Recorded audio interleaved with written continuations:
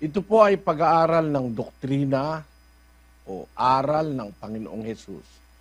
Yung salitang doktrina po, iyon ay Kastila at sa Tagalog ay aral. Ang sabi sa Biblia, doon sa unang Timoteo, Kapitulo 6, versikulo 3, ganito po ang nakasulat doon.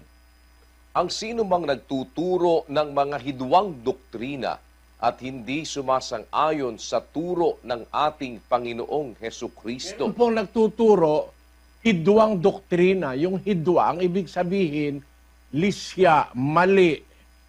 Hindi sumasang-ayon sa turo ng ating Panginoong Hesukristo.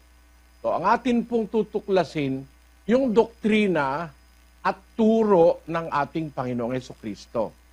Kaya nga po kasi ganon ay dahil nandito tayo sa panahong Kristiyano.